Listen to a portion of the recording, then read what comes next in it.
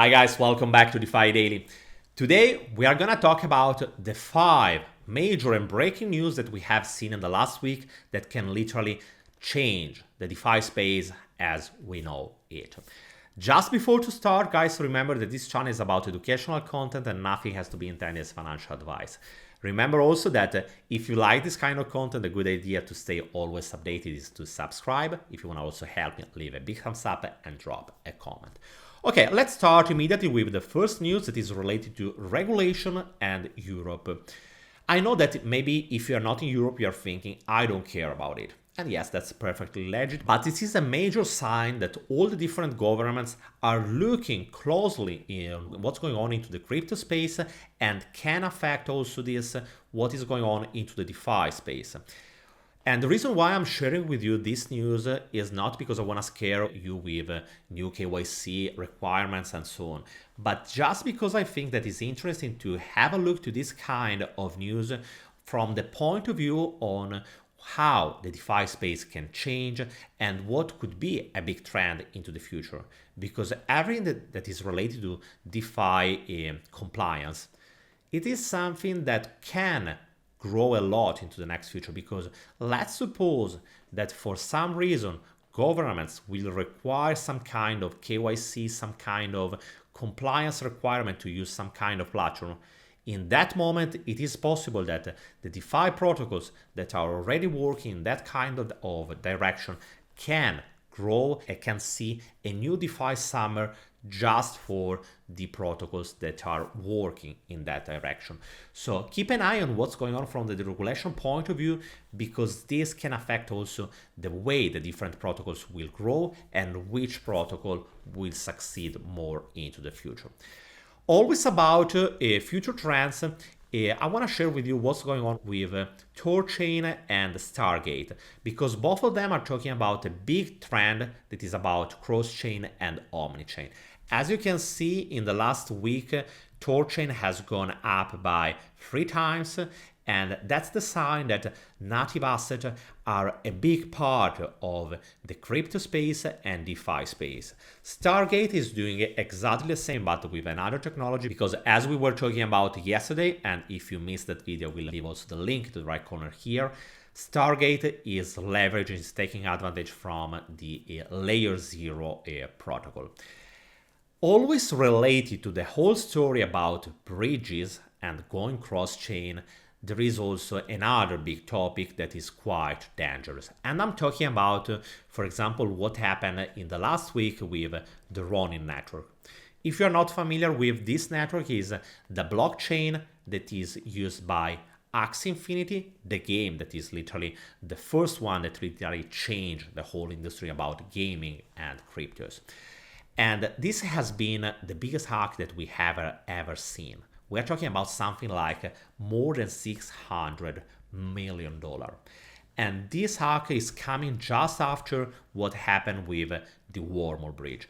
And it's showing us how, yes, bridges, blockchain, cross-chain, and everything is literally a core, something that is needed to literally help the industry to grow. Because remember, the average user doesn't care about which blockchain they are using. They just want to receive the final output, that is, for example, farming, lending, or whatever. They don't care which chain they are using. So that's the reason why we need a smooth experience between cross-chain and omni-chain and so on. But the other side, we should solve this problem about security, because that's not the first time that we are seeing this kind of hack. In this case, it's even more peculiar, because what happened is that for 6 days, nobody noticed it. And that's something that is insane. And the main problem when we are talking about Ronin Network is that we are talking about something that is pretty centralized, because they have just, if I'm not wrong, 9 different nodes. So it is pretty easy to take control of that kind of network. In any case, if you want to know more about this story, I will leave also the link of this article in the description below, so feel free to check it by your own self. Going on, I want to share with you what's going on with UST and FRAX, because they have just announced to be almost ready to launch a new pool on Curve, and we are talking about a Thor pool. This pool will be a direct competitor of the Three pool. The Three pool right now has inside USDT, USDC, and DAI. In this case, they want to literally compete with DAI because the whole point is putting inside USD, FRAX, USDT, and USDC, and the goal is to transform this pool, the main pool, into the all Cure Finance protocol. Right now, remember that Three pool has something like 3 billion, as you can see from here.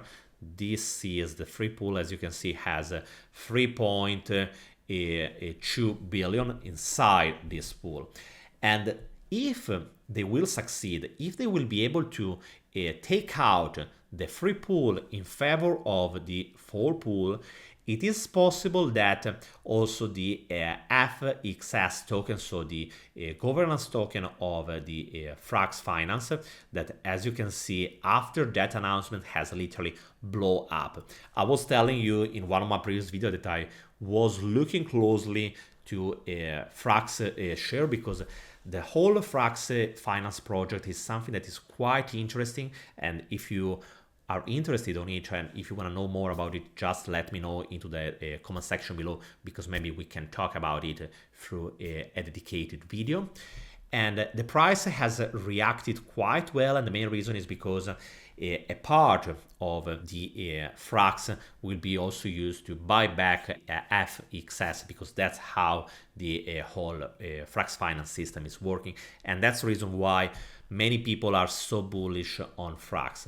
And there is also some other news that is telling that the buying pressure on FXS could be even higher if this project will succeed. And if you're wondering why UST, so the Terra ecosystem, and the FRAX Finance has decided to work together in order to create this new pool, is related to the Cure Wars. If you want to know more about Cure Wars, I highly recommend you to have a look to this playlist where I'm talking about the Cure Wars and why they are so crucial. What they are doing until now, we're paying so many bribes and trying to control as many CVX tokens, so the token of Convex Finance, that is also the major shareholder into the Curve Finance protocol. And what they are saying is why we should keep paying bribes for the Three pool when it would be much more efficient just to create a new pool that will also take out and will bring out power from DAI and bringing this power to FRAX Finance and UST. And that's the reason why they have been pushing it so much. You can also check this thread that I will leave you also the link into the description below if you want to know more about what is going on into this story and how this pool can change the balance into the whole Cure Finance platform. Always related to stablecoins, there is also another important news that is related to waves.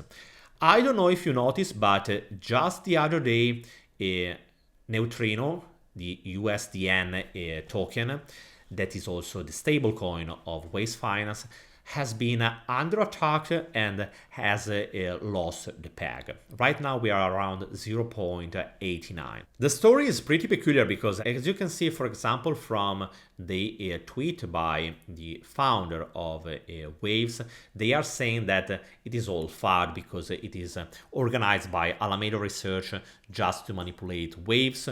On the other side, there is someone else that is saying that it's just the biggest Ponzi into the crypto space. And there is also another proposal on Vires Finance, that is also the platform where you can just farm, where you can acquire some kind of yield from your USDN token to stop the possibility to short this asset.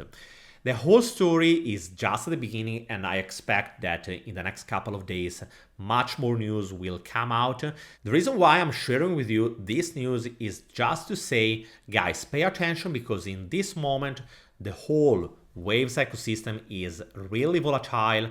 And as you can see also in the last couple of days, we have reached around $60, but right now we have lost already around 25%.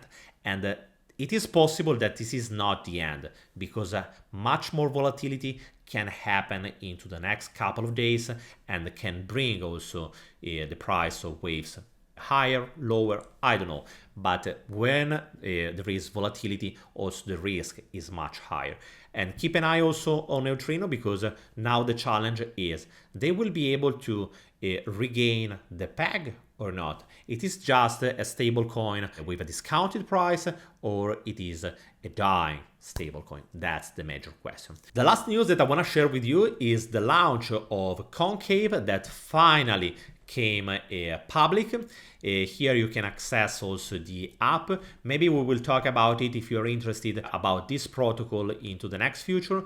It is like a DAO model, but with much more features and with a complete renovate system. As you can see, they have a sort of liquid staking.